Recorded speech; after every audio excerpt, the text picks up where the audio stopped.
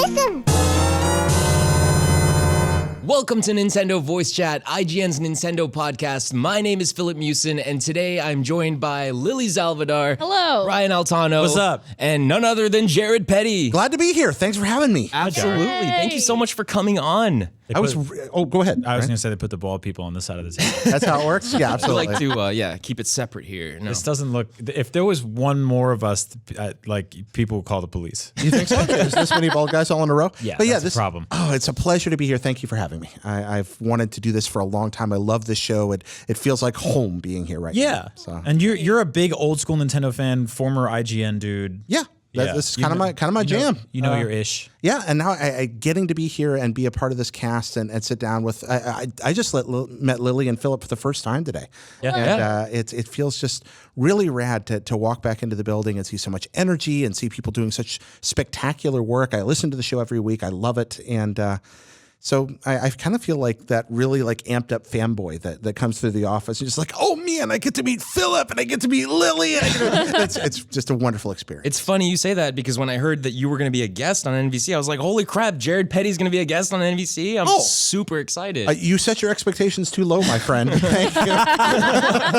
I've always been a fan of your work, even before I worked at IGN, and while you were working at IGN, I followed your work. So, thank you. Very cool. Really, really, really quick. I want to do this really quickly because I don't think I've ever actually publicly thanked you on a show for this. But when the Nintendo Switch launched a year ago this week, I, like many others, got that email from Amazon saying, we hate you, and here's a JPEG of a middle finger. And your Switch is not being delivered on the release date. And then the next morning, it didn't show up either. That entire day here at IGN was Christmas for many, and then just the worst for some. And people were leaving with their Switches. Packages were coming. Shipments were coming. People were like, I got my Switch, and they were going home. And I went home that night, and I got a notification from Amazon saying that my Switch might not arrive until like Monday. And I tweeted out, like, I never ever do this, but I took like the world's saddest photo of myself and tweeted it out. It was a sad photo. It was super sad. It was the kind of thing where it was just like, I was like, I don't know what I'm looking for here. I don't genuinely use social media for like compassion and stuff like that. It's usually just like, hey, look at this dumb thing I made. I'm embarrassed of it. Jared Petty said that he had accidentally ordered a second Nintendo Switch. Well, I I think accidentally ordered. Well, I was an afraid of this happening. Yeah. So what I did was I just kind of went out there and I think I ordered 4 of them from different places to make sure that I got mine because I knew people would need them afterwards. So if I got spares, there'd be a easy situation. You give me way too much credit for this. All I did was sell you a spare Switch I had laying around. I mean, have no idea how happy you made me. You drove all the way down to Redwood City. I drove all the way down. My brought wife a bottle of wine. I would have brought anything. I brought money too, of course. But yeah, I came down there. I took the Switch off of your wife's hands that she had, and then I went home and basically just opened it up. And then I think I tweeted just a very happy picture of myself. I'm like, I got it. Yeah, it's here. I remember it's the that. happiest thing. So yeah, I've been covering that system literally every day since. That weekend would have been very hard for me. In the grand scheme of things, that's the first worldiest problem on Earth, but thank you for solving. Well, it's a problem, but it's also a reminder. I mean, Nintendo they frustrate us, they drive us crazy sometimes, but Nintendo has, in the overall arc of things, made most of our lives much better. Yeah. No matter what our age or what our backgrounds, Nintendo's found ways to bring us joy, and that's a good reminder. I agree. Yeah. I totally agree. So thank you for that. Absolutely. Well, let's just jump right into the main topics today. We've got a lot to talk about, but one of the most exciting pieces of news has to be that new costumes have been discovered in Mario Odyssey thanks to data miners. So stuff like a baseball uniform, a conductor outfit, racing outfit, Santa outfit. There's even a Satellaview suit. I was just ready to dive into a Satellaview outfit. I don't even know what that's going to look like. Wow. Yeah, exactly. Sounds weird. It's exciting. I mean, there's no images for any of this stuff, so obviously we can't show you guys, but I can tell you that they are linked to a timed release that is connected to Nintendo servers, so we can't trigger them, or data miners or hackers won't be able to trigger them themselves. But like I'd mentioned before, there's a Santa outfit. There's also a zombie outfit. I'm into it. So I'm guessing that maybe Nintendo might stagger these costumes out. Like Halloween and right. Christmas. Yeah. Exactly. Like the zombie one fits perfect for Halloween. Zombies you know. do tend to stagger. Also, Also, they've already released the skeleton costume, so I don't know if they'll just glue some flesh to it and send them out in the wild. Yeah. Oh, you could do that, definitely. The Satellaview thing really grabs me because that's, the Satellaview games are lost to us. We can't really experience them the way they were intended to be experienced. And it's one of those things where like, unless you have a time machine, you're never going to get to know what it was like. And so I just can't wait to see what this is. Yeah, it makes me really happy when Nintendo acknowledges sort of the forgotten corners of their past like that. You know, like every now and then they'll be like, the Virtual Boy, we're not hiding it. It exists. Yeah. And we remember it. And you're like, that's so cool. There were like 3 or 4 good Virtual Boy games. I agree. Yeah. I love Mario Clash. Red Alarm rules. Red Alarm's great. Oh, yeah. Absolutely. We could do this World, for at least the right? next 10 seconds. Yeah, that Space Invaders game is pretty good. Yep. And of course, Wario. Yeah. Mario Clash, good time. I keep looking Nestor's at the Funky Rango Bowling. suit and just thinking about Rango, Waterworld. like the Nickelodeon movie. That's what I thought. That's what I just thought have that Mario was. in a giant lizard. Yeah. Yeah. Like just a drunk Johnny Depp in a lizard Yeah. costume. I'm into that. I was wondering about this with these, and I was talking with Philip about this before we started recording, but how many of these are Mario, so many of the ones in Odyssey are from Mario's past, but like a zombie costume, I don't think I've ever seen that. It might be tucked away in a corner of some game I've forgotten. I believe Wario was a zombie in one game. Okay, that was so like a it's fun. power up. But I think the most important thing about this is this game is going to continue to get content. That's the big thing here. Which data miners will find because that's what they do. They're At least in the form of content, or I mean, at least in the form of costumes. Yeah. Yeah. So Data miners, Yeah. those are those guys that are looking for Bitcoins, right? yeah, they're out there. They're finding them. The data miners. They're getting that. They're getting that money. All right. That's how that Weird works. fake money. No, so this is cool. I hope that we get to see this game live and grow for a long time. This is the best-selling Switch game, correct? yeah. So it feels like we're going to get more stuff. We just got the new balloon mode with Luigi, not getting his own which Odyssey. is fun. Yeah. It's cool. I would have loved to see more Luigi in Mario Odyssey. Yeah, but I agree. It's nice that we got a little taste of him. Luigi's So Mansion. Do you think that Nintendo has... week by week. Yep. Is it just year of Luigi trauma? Like you just, now they just kind of cover their heads whenever the name's said for a while. And like, no, don't suggest more Luigi in anything. Yeah, we brought this up know. before. That was a great celebration of Luigi, also a fiscally disastrous year for Nintendo. So Yeah. it's weird that those go hand in hand. I love Luigi. I always will. He's such a wonderful, stupid character. Like he's just like this scared, timid version of Mario that doesn't really get any of the reward that Mario gets. Except in Smash Brothers, where for some reason he's like a guy with a razor blade in his boot. Well, what about Mario Kart? He's got the Death Stare. Yeah, well, that's it. Yeah, He's like out Solid blood. Death Stare. yeah. Sometimes he's got like- kind of a split personality, though, right? yeah, Well, he's got some inner demons. What is to it in battle with. Paper Mario? They're like, which one is it? I don't remember which one, but Luigi turns into like Nega Luigi, and then he like kind of gets evil. Yeah. Super Paper Mario. Cool, Yes. cool Luigi. Yes. Then that's where I think all of his like inner demons come out. And I love agree. that. like Luigi, this is how you really feel. Ooh boy, you're not Yep. as timid as we think you are. I know. He's a good dude. He's out there. He's getting work done, finding those bitcoins, Find those Bitcoins. data mining. Well, in further news, it looks like HAL Laboratories, of all companies, has released a mobile game called Part-Time UFO, which is incredible. I mean, I've been playing a bunch of this game over the last couple days, and it's really cool. It's a lot of fun. It's like $4 on iOS. I believe it's the same price on Android. It's pretty cool. Like, HAL Laboratories, of course, is responsible for Kirby, as well as some of the Smash Brothers series, not all of them. But yeah, so to me, this game feels like something that was lifted straight out of like Kirby's Dreamland, like assets of it or something. The claw experience itself, particularly. I think it's really cool that they're mixing it up. Have you guys had a chance to play it at all? I literally just bought it. I was like, oh my God, really? As I was talking? Yeah, I guess I've been busy this week and I didn't catch this. And I was like, what? HAL has a new game on iOS? On it. Yep. Yeah. So Philip and I were talking before the show, and he's like, "Hey, there's this new HAL game," and I was like, "Oh!" So I ran out and I played it for a grand total of probably 10 minutes. So I'm a real expert now. I'm sold. It's delightful. You just bought it too? Yeah, I bought it seriously like half an hour ago. Are you a viral marketer? He's amazing. But no, it's a HAL game, so I'm going to buy it. That's kind of how it works with HAL games to me. But it is just like, it's the simplest premise. It works great on mobile. It really does. It's perfect for it. If you ever go to Japanese arcades, you know the UFO catchers? Yeah. So it's a literal UFO catcher. You're a little UFO, and you have the catchy claw. And it's just about holding the button down for just the right amount of time and then timing stuff. You're playing under a timer. You're getting in-game currency that you use to unlock new levels in-game. You get bonuses for trying to do things in optimal order. It's simple, easily understandable, gets more complicated quickly. It's fun. I really like it. Does it have the sort of Smash Brothers-y / Flash, and they did this too, Kirby's Air Ridey subscreen where you're basically kind of meta accomplishing a bunch of little things like knock 100 people off the thing or grab out. You know what I'm talking about? It's got little bonusy challenges in it, but it's not exactly the same as that. Okay. No. I love the art style. Philip, you played more of it than any of us. Yeah. The art style is really cool. I like the puzzles in it in particular. Like, it does have that claw mechanic. I played this fishing game where you actually have to scoop up fish and then put them in a boat. But then there was also this other game where you had to build a structure. And there's not just one way to do it. There's multiple ways to build. So it's actually really cool. And obviously, the more perfect you build it, the higher score you get. So there's, incentive to come back and try to get better if you want to. And what's really cool, too, is you can there's an option for two-handed mode play and one-handed mode play.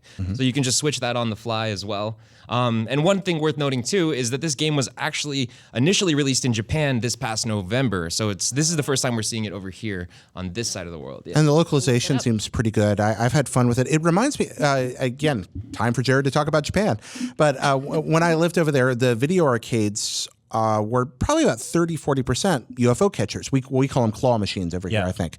And they're big and elaborate, and they're full of great prizes. Can I ask you, what's the weirdest thing you've ever seen in one? Oh my gosh! I might have an answer that's weirder. Obviously, porn. I've definitely seen porn in them. And I've seen porn. I've seen movies. I've seen cash. I've seen dolls. I've seen statuettes. I saw freeze-dried lobster dinners. Oh, okay, yeah. There was a lot of food in them. Yeah. So it's just like a full like dried out lobster in a box, and you're like, I'm really hungry, but I don't want to buy dinner because that guarantees that I have food. Yeah. What if I rolled the dice on dinner and tried to pick it up with a claw? And it is rolling the dice, but I would go to the arcades. I was never any good at it. I might get things every now and then, but there are people who do this all the time, and they have learned the skills. And arcade operators have to be really careful what they put in what machines and how to stack them, because there are people that are so good at this. Oh, yeah. That they can just fairly reliably pull nice prizes out of these machines. Wow. And so you'd watch them sometimes just be like, and sometimes they're kids. They'll just be like, and some $50 prize drops down in front of them. It's like, well done, child. Well done. And I think this game kind of ties into that cultural aspect there. That's a very important part of just walking around any shopping center in Japan. Yeah. But I think it'll translate well here. I don't think you have to awesome. Yeah. Yeah, absolutely. Sorry, I'm just thinking about claw, like instead of card counters, claw people. Yeah. Oh. They don't like when you call them claw people. The claw people? Lobster. Lobster men. Lobster men. Yeah. I just keep going back to the end of Toy Story 3. I mean, that's the claw. That claw. Yeah. Yeah, I'm really excited to play this game. Yeah. I try to find it. I'm gonna buy it after this. So apparently Nintendo added a review system to their website for Switch games, DS games, all their games. And it was there for a total of 5 days before they decided to take it down. So I'm not exactly sure why they took it down. They did release a statement saying that it was a trial period. Essentially, they were experimenting with it, and it's a temporary takedown, so it could potentially come back. We don't know exactly when. But what do you guys think about that? So weird. It's interesting. Okay, I'll put it this way. I'm actually like sort of disgruntled with, and this is not a Nintendo thing, but sort of the UI user review systems that are kind of coming and going across everything we use in general. Netflix for the longest time had a really good system of sort of like letting people know the quality of something. Yeah. And then they gutted it, and now it's more like, you're going to like this movie. And you're like, how do you know that? You don't know that. And so I think there is a value to that. I like seeing that stuff. That said, these companies do control the stores and the storefronts and the digital interfaces that they have. So it is on them to sort of decide how much that information they want to give us.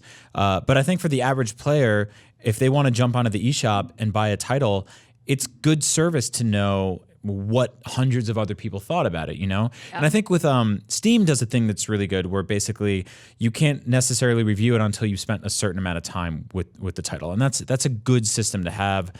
That's also the same way they work in sort of letting you refund your money. Like if you've played X amount and you don't like it, you can say like, oh, I've only done less than 2 hours. this game's not for me, I want my money back. So I think like all those systems in place are good consumer practices.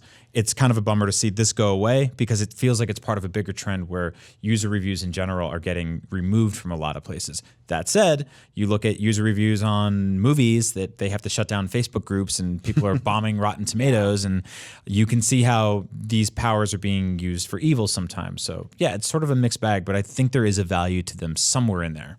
Yeah, they might. I mean, they might be implementing, like they might have done it as a trial, and then they might have looked at what Steam is doing, because I think all of the things that Steam does would be a great, of great value for Nintendo to like take a look at and implement on their systems. I think they're just concerned that people will just like bomb certain games and just say this is absolute garbage, Right. or when they haven't even played it, and they already have like the times, like you can see what games you've played at what time or Yeah. how many hours. Yeah, you've they have played. that info. Yeah, so like all of the things that Steam has, maybe they could use it in Nintendo, and they just kind of maybe brought this out too early. I'm totally with you. If you look at Metacritic and the way they handle user reviews, people are able to basically bomb a movie before it comes out. Like literally, it's not even out yet. And with games, we don't really have that. Steam does a good job of it, but there was also sort of an outlet that's been around for a while called Cinescore. Do you guys know about it? Yeah. And so they effectively poll people on the way out of the theater, and they say like, "What'd you think of it?" And they write it down. So you have to have seen the movie or purchased a ticket or seen an advanced screening or something. There's a paper trail there, like a proof. Right. And I think that's not impossible to do with Nintendo. I mean, if they are tracking your purchases, which I assume they are, to be able to say like, you bought Mario Odyssey, you're allowed to say I like this game or I don't like this game. I mean, Yeah, it could even just have been a few days technical trial to get enough metrics so they can figure out, hey, okay, we know we have these plans we want to implement, but we need to figure out how many people are hitting which parts of the site, how we can drive them to what we know we want them to get to so that they can leave useful feedback. But I want to piggyback for a second on something you said about the Netflix system, and this kind of applies overarching. I'm not just specifying this to Nintendo.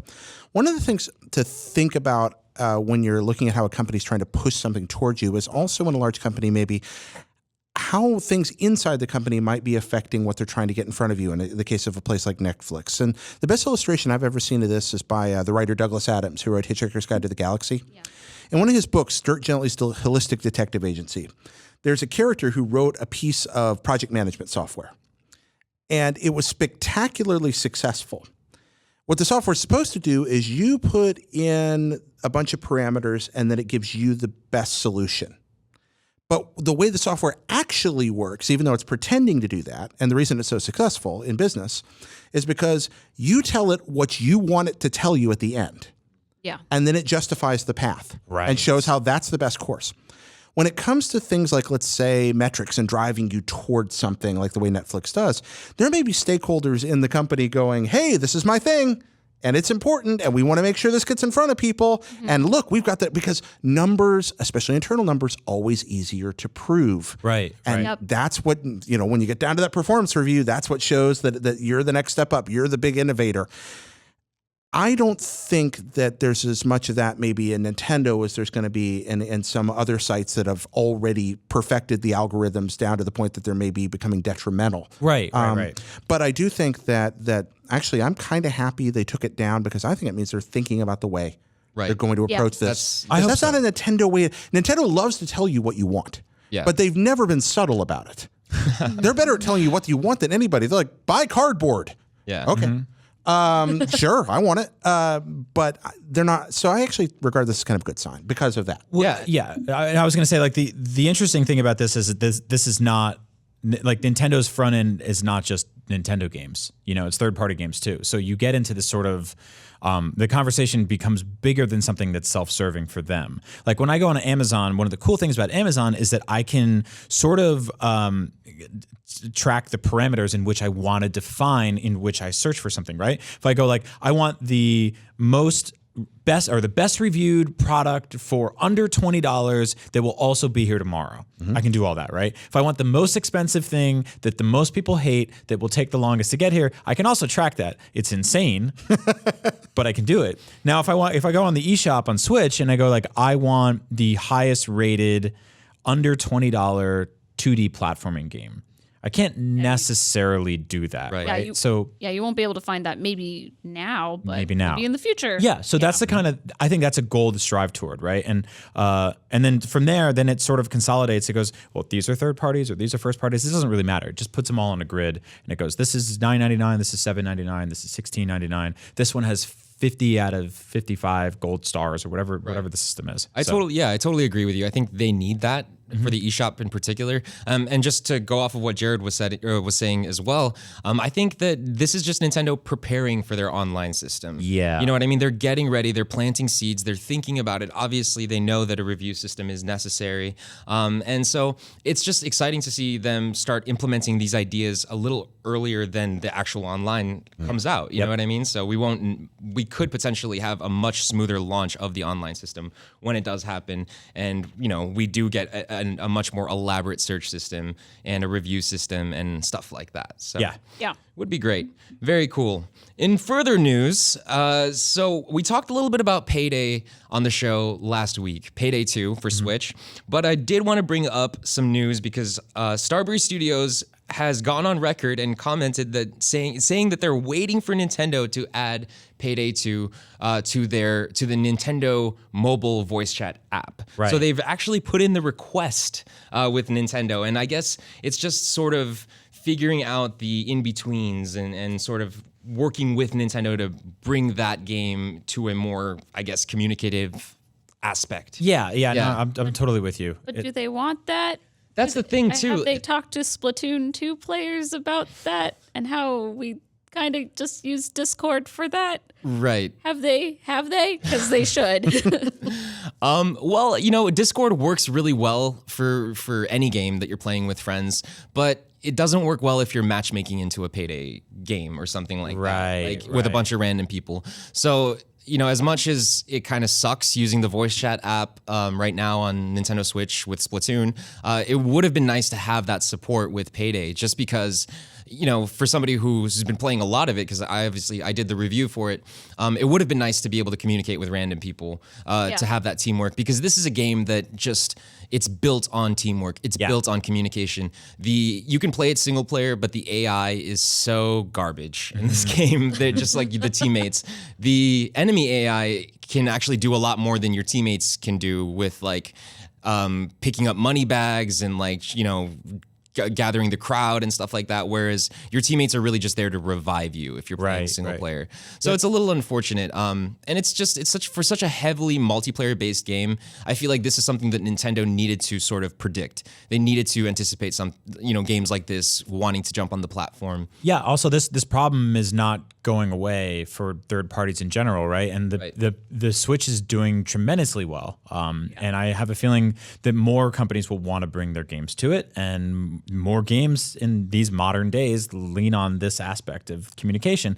And there's going to need to be a solution eventually that just works for everybody. Yeah, totally. We hope. We've been saying for a while, but In September. Almost as if that was a predictable need. Yes. Yeah, we knew that going in. Do any of you guys have an Amazon Alexa? I do. Yeah?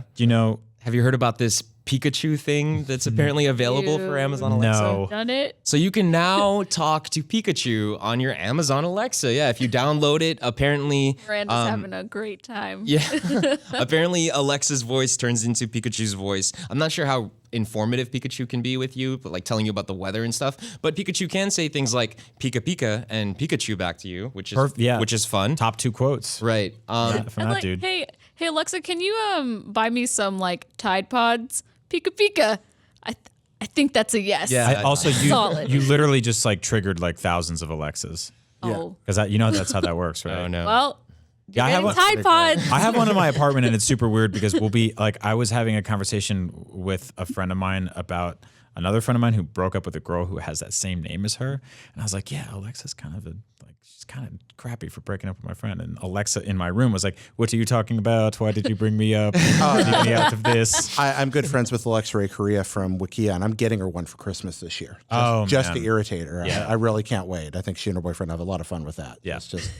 every day it's kind of like the Xbox off thing. You just want to stick it in the middle of videos just to shout it, remember? Just to tick people off. It was delightful. Yeah. But those things are creepy and I'm terrified and I don't want no Pokemans inside my house that I didn't bring in. Well, I love the Pokemans, but I want to be cute and snuggly and not robotic and That's true. predatory and invading my privacy. I think it's a great idea as long as you can turn it off.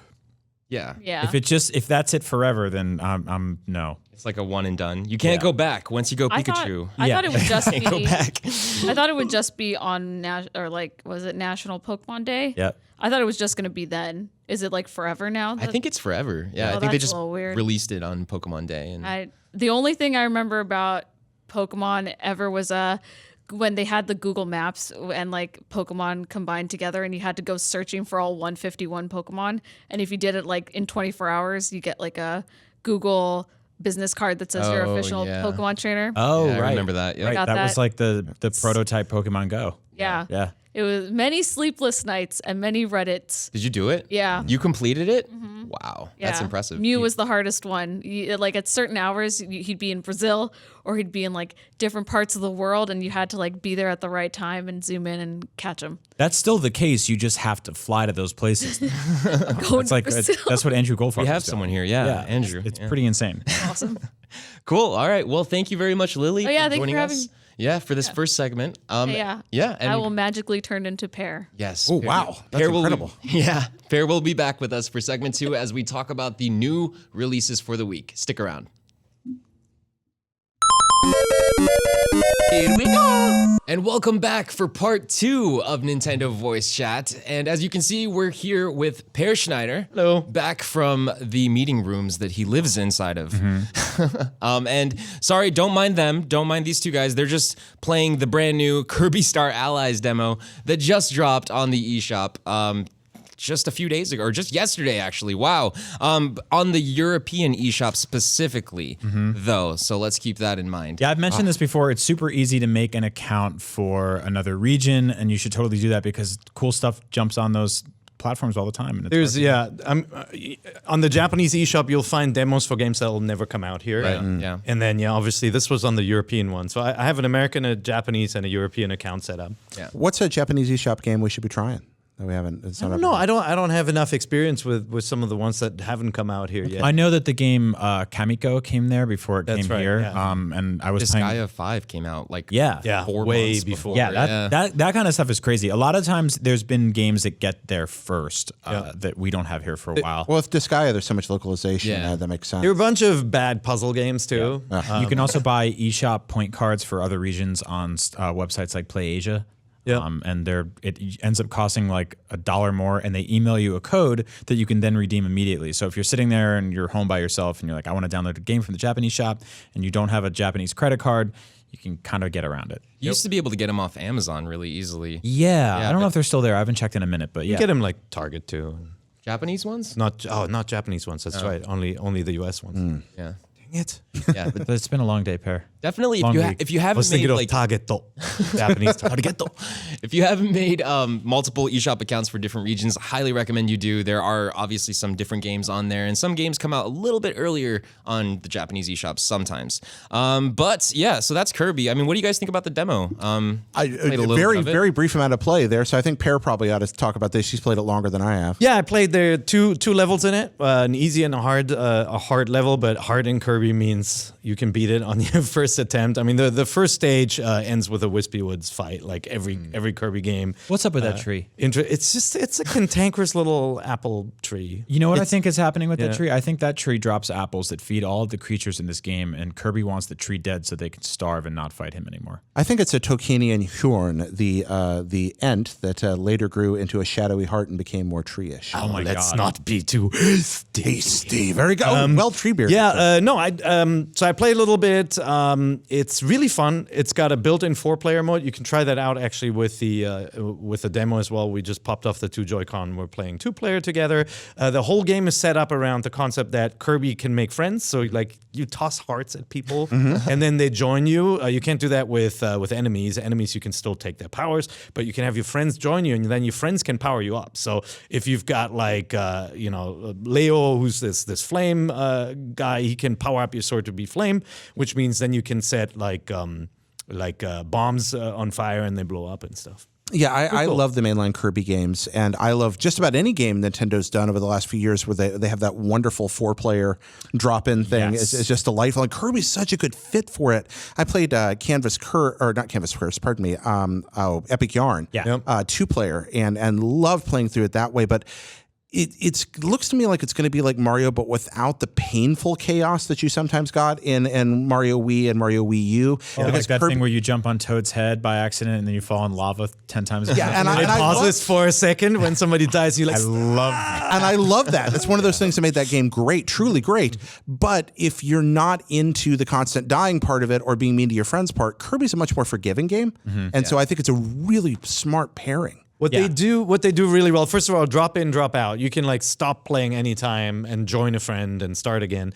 There are times when you have to team up. You just saw it in the footage if you're watching this, where 4 players have to hang from these pulley things, or they have to stand on a platform to activate something. When you're playing alone, the AI is smart enough to do it for you. Also, sometimes the teams get split up, and the other 2 characters will do something in order to open the path. But what's really cool is when they all combine to something. Like we're playing the second level where they all combine into this wheel and they roll down the hill, and you're both in control and you have to jump and stuff. It was so much fun. Very, very charming, fun little game. It's also a really good-looking game.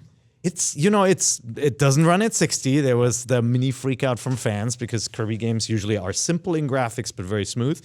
It runs at 30, but they do a lot more with particles. So Wispy Woods has all these like leaves on it, and they all move individually. Or when you blow something up, there's like 50 stars falling out down at once. Yeah, frame rate's important, but it does look great. And Nintendo doesn't get enough credit for the software engineering skill they have. They're generally working with less powerful hardware in terms of just raw horsepower under the hood, and yet they make these tremendously smooth, beautiful games consistently. They do a lot. Oh, yeah. I still maintain that Mario Kart 8 can go toe-to-toe in the graphics and art department with any game from last gen. It's very pretty, yeah. Yep. You played it a little bit too, right? Yeah, I did. Impression? I played it like a month ago, actually. Yeah, fancy pants. Yeah, so I didn't get a chance to play this demo's release on my own personal Switch, but I went and played it at a private event, and I love it. I mean, I'm generally not the biggest Kirby fan, but this is a fun Kirby game to play with like a group of friends, like Per was saying. Like it's really cool to just be able to have drop in, drop out connectivity like that. So I'm in the same boat with Kirby games where there's like most of them I'm just kind of like about, but there's the occasional one that like I 100%. Like it's either just like sort of like, oh, this isn't really for me, or this is one of my favorite games in a long time. So I think that's where this. You liked Robobobobobots, right? I did. I liked it. This game has the kind of like escalation of power where stuff gets more powerful and ridiculous. Yep. That Robobot has. Yeah, no, I love that. And I also, I love Super Mario Odyssey. I love the 3D Mario games. I do miss that 4-player chaotic co-op of New Super Mario Brothers. Yeah. Like that's one of the things, for when we look back on the Wii U, I actually loved the fact that it launched with a 4-player 2D side-scrolling Mario game. Yep. And in lieu of getting one of those, that game is a lot better than people remember. I totally agree. Totally agree. Respected video game journalist Jerry McParish says Super Mario Brothers Wii U is the best Mario game, and his argument is very compelling. The fact that game succeeds so well as a 1-player game, but also succeeds equally well as a 5-player game. Yeah. How hard is that to do? Right. Yeah. No, that's true. That's amazing. There's some good stuff in it. Super Mario World's better. And 3. Oh yeah. Well. Odyssey. Oh, I'm done. Sorry. And 64. Oh, okay. All right. Okay, that's it. I'm with you on 64, but let's go easy with some of the other ones. All right. Say Mario 2 next. Super Mario Land 1. No. Wario Wood. No. Knock their heads together, Philip. Knock their heads together. I think Philip wants to say something. Philip, what do you got, man? Take the show back. Take it back pass from out us. over here, guys. So with another surprise release from us this week, or for us this week, excuse me, Outlast came out of nowhere on Switch. Did anyone see that coming? No, I mean, so this is what a cool surprise. Like, Yeah. I love stuff like this. I first of all, I love the whole business model of it's available right now. Like that's such a cool thing that, that you can do now. And here's Mulaka, which does not look at all like Outlast, but very similar in premise. There is a weird man, like half naked man, running around that game as well. Yeah, there we go. little different consequences for Yeah. bumping into them. Though. Yeah. No, Outlast is really cool. I think it's good to see like a truly dedicated horror game on Switch that's really awesome. I wasn't a fan of Don't Knock Twice, and then there was the one that Layers of Fear, which I actually like a lot. It's growing on me. But this is a fantastic game. This was sort of like a streaming darling for a while there. Yeah. Like everyone who played it, Because like, it's scary. It's really scary. It's funny yeah. to watch people jump in this game. Yeah. Well, horror games just kind of came back out of nowhere. They seem to be, Silent Hill Shattered Memories, which is a beautiful game, a really fascinating game, kind of got completely overlooked when it came out. And then you had the online community around Five Nights at Freddy's and Slender Man and things like that.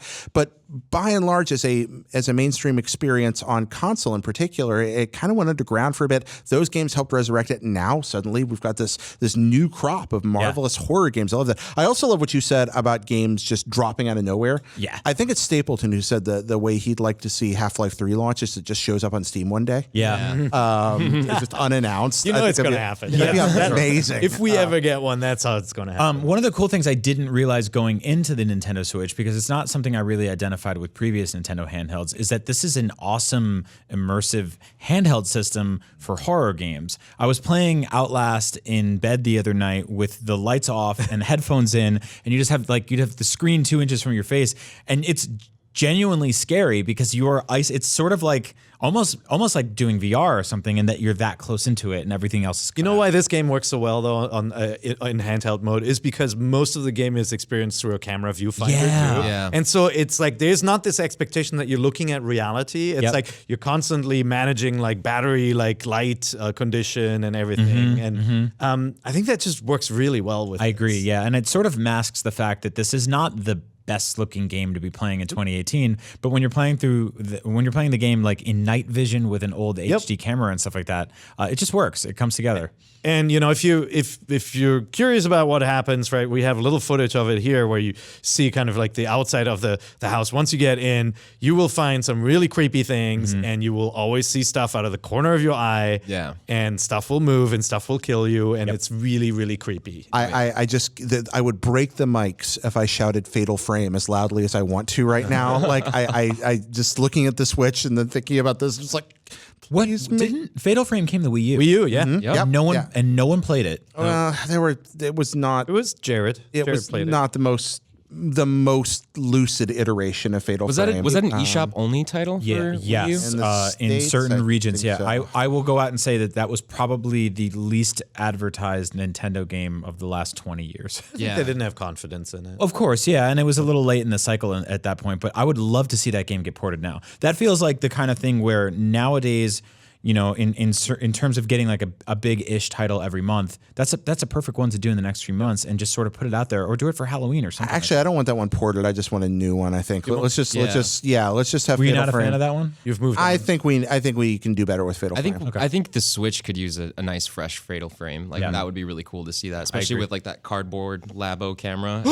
Peripheral. That's really smart. Jared wants it. What was it? Silent Hill's Shattered Memories on Wii? Yeah, that was Wii. That's the one I was talking about earlier. I love that game. That game's great. It's really good. Nobody played it. It gives you a psychological examination before you start playing, and then tailors the game to be scarier and more influenced by the things that you find disturbing. I love that. And it's not just the jump scares. It's like there'll be kind of mood and thematic things here that kind of make you feel creepy, we think. Yeah. And then you can't fight. You can run away. You got that flashlight. Yeah, it's really smart because there's just horrifying monsters everywhere, and it's like non-combative. Yeah. Really cool game. I hope that comes over. I didn't know you liked that game. Oh, dude, man, I'm a treasure chest of weird old games like that. I'm just like you. That's why we get along. There's weird stuff in my head. That's why we're bold. Yeah, that's what it is. I traded my hair in for memories of abandoned Wii games. There we are. For the record, just in case you're wondering too, Outlast on Switch runs very well. It runs exceptionally. I would say that it's almost exactly like what we had on PS4 and Xbox One and PC. So definitely make sure you pick that up if you're a horror fan and you have a Switch. Because definitely the horror game to get on. And the Switch. did you mention this? The second one's coming in like right, March 29th? Yeah, it's like is that the day? I believe 25 days, 26 days, whenever you're hearing this. Yes. Yeah. And I actually haven't played Outlast 2. Oh yeah, I don't think I did either. I think Played a little bit. Yeah. Did you like it? Yeah. More Outlast? It's like 7. It's a 7. Yeah, It's like good. 7. It's good, but not great. It's like 7. I talked about this before. I'm kind of done running in games. I want to be all powerful and kick ass. And Oh.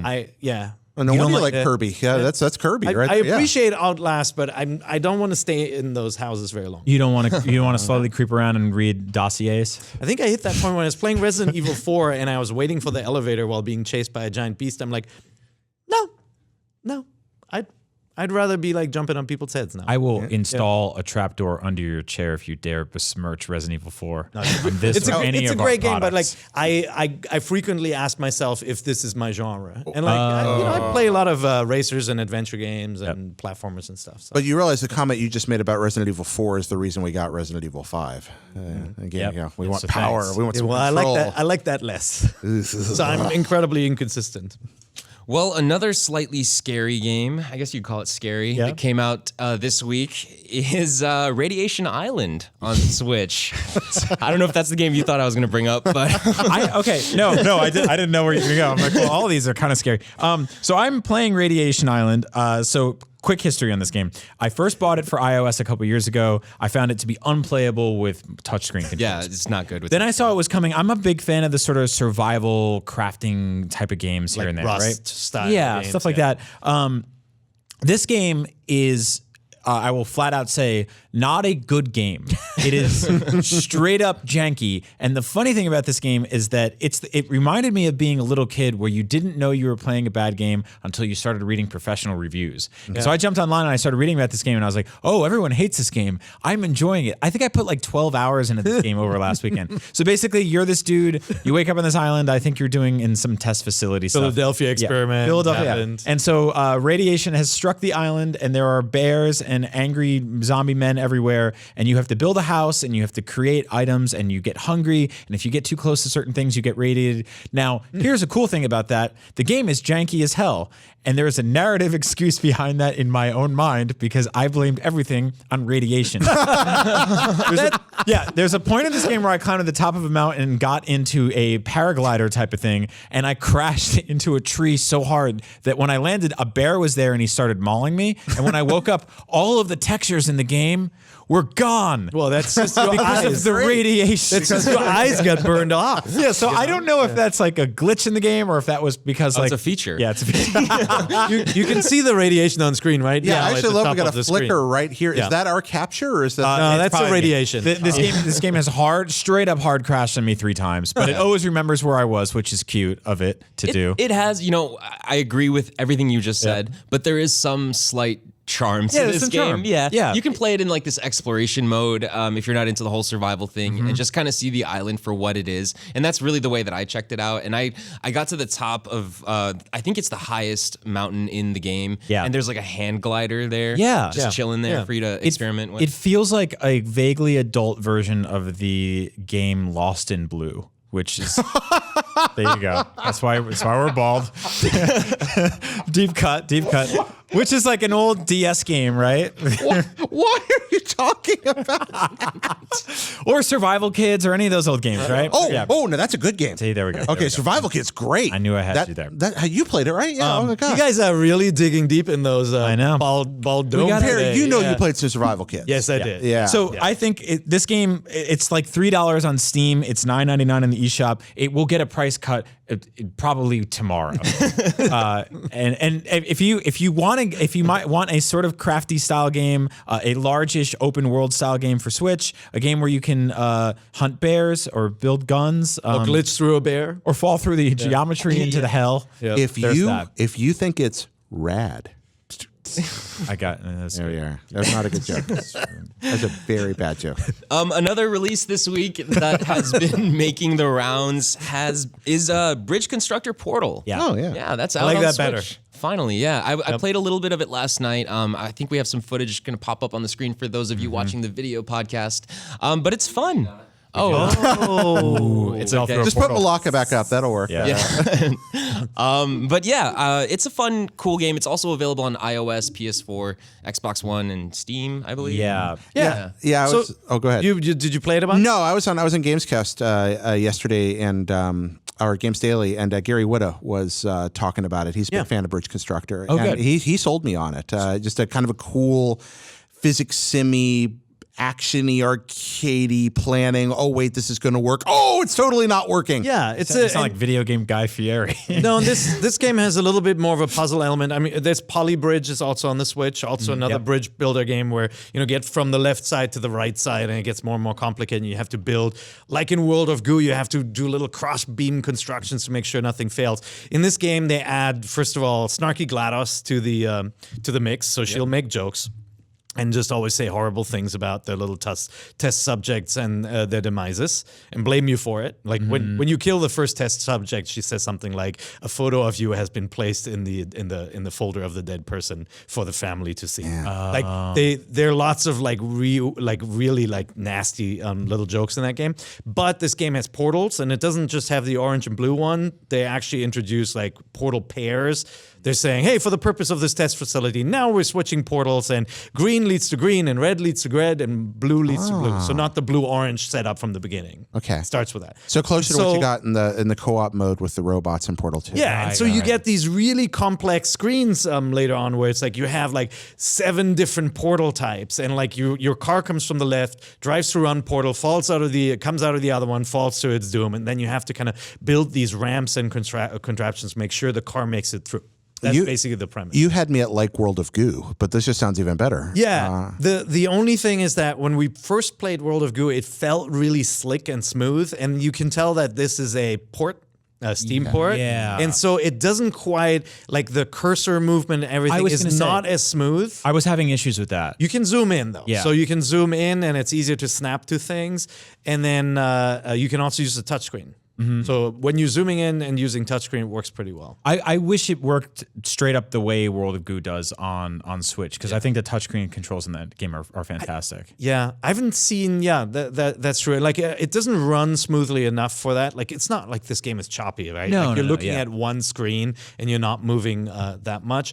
But it isn't as slick and smooth as World of Goo was. Yeah, Right. I really hope this is. I don't know. I hope this is a gateway or a portal to bring the old Portal games to Switch, because that would be perfect for that. Your joke was way better than my joke. What was yours? The stupid rad one. thing. Oh yeah. That You guys got a Portal couple 2 is more way left better. to go. Well, Yeah, exactly. I'm sure we'll There's find still a hit. some room left in these bald heads. Well, he's funnier than I am. That's just kind of how it works anyway. Fairly. I love the GLaDOS snark. I'm actually just as excited about that as I am the mechanic. Portal is the funniest video game I've ever played. It has 2 characters, one of whom is silent. Yeah. And that leaves GLaDOS making me laugh the entire time.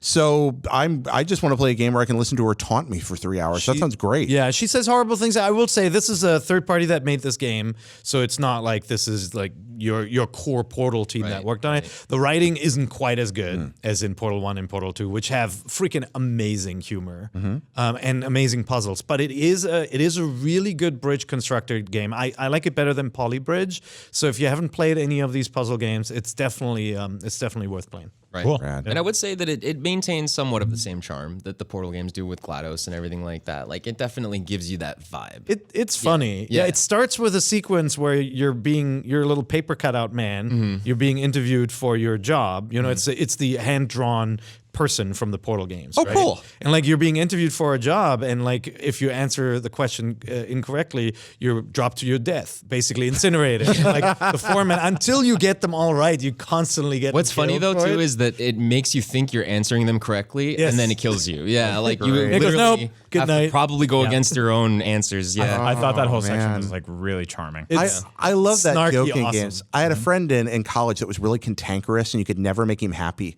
And a friend of mine made an RPG Maker game about that guy. And it was just one long dialogue tree that you were trying to get down, and any failure would instantly kill you. strong. I loved that. That's cool. Well, every week we have a pick of the week on NVC. And my pick of the week this week, I didn't even Radiation ask you guys. Island. No, I agree with you on this one. So Okay. I apologize for not asking you, but yeah, Radiation Island. Oh man, no, it's actually Mulaka. Mulaka released this week on Nintendo Switch, I believe March 1st. So this game is a very special game. It's an indie game developed by a very small studio from Chihuahua, Mexico. And so there aren't a lot of Switch games that obviously are being developed in Mexico, or especially Chihuahua, Mexico. But this team in particular, this is sort of a passion project for this team because they worked very, very hard and alongside the Tarahumara tribe of northern Mexico, Chihuahua, Mexico, which is the native people of their land, and they actually live alongside them. So it's really cool that they were able to sort of take a game or an idea for a game and work with them to preserve their culture, their myths, their legends, and convey it in, honestly, in my opinion, our modern day best version or best way to tell a story. Yeah, So this is I'm mesmerized by this guy trying to align the puzzle. Yeah, this is one of the crazy puzzles in the game. You're gonna see a few of these as you play through. What I really like about this game in particular is that it's really reminiscent of like old school, like AA type style games, similar to like what you would find in I don't know, like Jack and Dexter or something like that. yeah, I was gonna say, and I've been playing a lot of this too. I really like it. You and I had a conversation when we were early on in this game. We were both kind of like, yeah, it's pretty good. I'm a little lukewarm on it. And I played more and more, and your character gets better and better, and the environments, frankly, become more and more interesting. I think the tutorial area at the beginning is a bit sort of spacious and a little bland. Yeah. And then it gets really interesting. The art style really opens up and kind of becomes its own. The combat and platforming feel a little bit floaty, but at their best, I think there's kind of little shades of Beyond Good and Evil-ish kind of stuff. Yeah, that's a really really good comparison. Yeah. That's what it feels like. Like in the beginning, it's very, very linear, kind of like this. The tutorial kind of outstays it well. Yeah. It's welcome. It's like, here's how you do this thing. Now do that. And I'm like, well, no, I got it. Do I really need to still do this? Right. Yeah. But once it opens up, I think the style is definitely very unique. Yeah, I think what Philip said is totally on point, and said in that like this is the kind of story that can only be told like through a that video Metroid. game, through this medium. Yeah. I think because of that, the sort of UI is almost intentionally obtuse, and like just looking at the footage now, like you're like, what does that mean? Like, is that an emoji in the upper right corner? Who knows? There's all these words you've never heard before, but that's I think video games are about escapism. They're about learning about things that you didn't know about before, and visiting those worlds in a way that you couldn't through sort of like a book or a film. So Yeah. I think this is a really special game. I'm really glad it's out. I saw that it's actually doing pretty well on the eShop charts, so that's super cool to see a small team working on something. Yeah, new game too, right? Yeah. So it's nice to have a Switch game day and date like this, like to come out. Yeah, rather nobody's than old being leftovers. an established indie that gets ported over. And you say this is based on a particular tribal Native American group of cultural stories. Right. Fascinating. Who are known for their detective vision, as you saw. But no, really, I'm fascinated by this. It's that's an area of history I really enjoy, and so this is must play for me. I'm really excited to because I did not know what this was about. I had seen a little bit, but I didn't know the background at all. So I'm just thrilled. And you can punch a pheasant.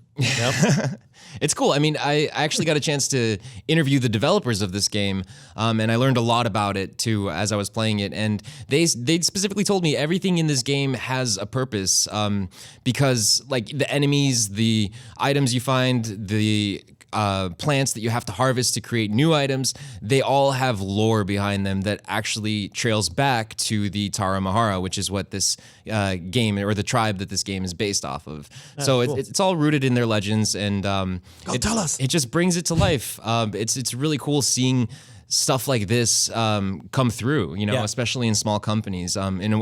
In the world today where we have like these giant AAA games coming out, a game like this can still shine and be appreciated for what it is, and the sort of cultural preservation that it's providing for these people. I agree. Also, the combat's doing some really interesting stuff that feels kind of Zelda-esque at times, where you basically have to approach certain enemies with certain situations in certain ways. In the same way when you see the spiky enemies in Zelda and you're like, I gotta bust my shield out and hit them or flip flip them over or something like that. There's a lot of that at play here too. And when they start throwing combinations of those enemies at you, it actually gets pretty smart and chaotic. So yeah, give this a look. So this is two very artsy games coming out in the course of a month. Would you say this versus Faye? Which one would you? I thought you were talking about Radiation Island. Yeah, Radiation Island is very, very. I mean, they do use a beautiful use of minimalism when they take all the textures away from the game by accident. So I think that Radiation Island is probably the #1 Switch game of all time. It's a very hard question. I didn't review either of these games, and I didn't finish either of them yet. Okay.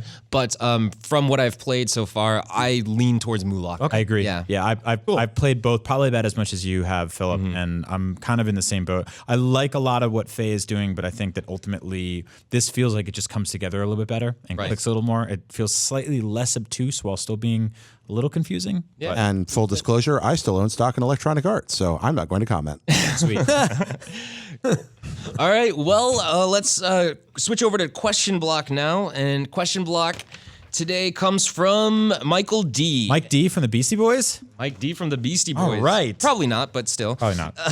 And Mike emailed us at our email, nbc@ign.com, just like you can as well if you would like to send us questions for our question block. Mike asks, what would be the best IP for Nintendo to games as a service? What would you do to that game to make it that way? In my opinion, I would pick Mario Kart 8 Deluxe. So what he's asking is like, what Nintendo franchise would work best as a game as a service or games as a service? And so I guess to contextualize, what are some games games as a service games that you guys like? All right. Well, I used to be a huge Destiny fan. Really? I didn't know that. Yeah, massive Destiny fan. I used to be a massive Division fan as well. Oh yeah, I played a lot of the Division. So it's a game that keeps you playing for a long time through new content releases and like quests that appear, right? Like at its most basic, it could be something like Overwatch where new characters get introduced, or Splatoon, right? Where new things get unlocked, but the more involved ones have like actual quests and missions. So the first thing that pops into my mind with this is a Pokemon Action MMO. Yes. I think that would be a great games as a service game. I mean, it done properly, and I think Nintendo would probably do it properly. You have all these characters you can roll out, all these scenarios you can build, all these matches at different gyms you can introduce, new regions, all kinds of stuff you could do with group quests together, rivalries. Imagine what you could set up with groups of players that became rival gyms. I think that's where I'd go first if I were Nintendo. That's a dream franchise to apply any MMO stylings to, I feel. You know what, though? It doesn't necessarily have to be an MMO. Like, what I would like is something like Destiny where it's like shared world, but in the world of Pokemon. That's why I said Action MMO. I think, making it accessible enough that you could play it on the Switch easily and not run into communications barriers, something that frankly a kid could play and do pretty well with, but an adult could also have enough depth to enjoy. So I think it would be more action oriented, but still be massive. I have one very different. I was lucky enough to experience a little bit of BS Zelda. I was going to bring that up in Japan, right? Yes. When it was out on the Satellaview, which was this add-on to the Super Famicom, the Super NES. Strangely, this is the second time this episode Satellaview has come up. It was in the first segment as well. Awesome, but BS Zelda, the concept is that there are quests, and in that case there was narration with it and challenges and stuff like that. But how cool would a Legend of Zelda 2D game, like Link to the Past style or Link Between Worlds style visuals, where new content gets released every week and you have a new quest you have to embark on, and you could even give it the Four Swords treatment where people work together and play together. This is why I love it here. That is my exact, that's it right there. I was literally going to say, I was going to say, I want a Four Swords style BS Zelda style. So I did a Let's Play of the Satellaview BS Zelda game with Frank Cifaldi from the Video Game History Museum last year here on IGN. We published it. It's amazing because it is the top-down Legend of Zelda for NES, but things are remixed and things are weird. And every now and then this God voice comes out and he's like, you must find 5 bombs. And you're like, what? Like, who's talking to me? And then you go out in the world and you find them. And then eventually the game ends, but mixing in the multiplayer of Four Swords, maybe even putting it in the Breath of the Wild engine. Actually, what I'd go for here, I'm going to take your thing, but I'm going to go a little bit, everything you're saying, except maybe not. I love Breath of the Wild engine, but what if we just went ahead and made this what Zelda Maker becomes? Yeah. So it's Zelda Maker, but all your dungeons that you make with your friends can link together. you each build sections, but then they hook together. There are natural hooks, so you're playing through each, and then the worlds, and then every week Nintendo's introducing new items, new content, new dungeons, new challenges. Love that.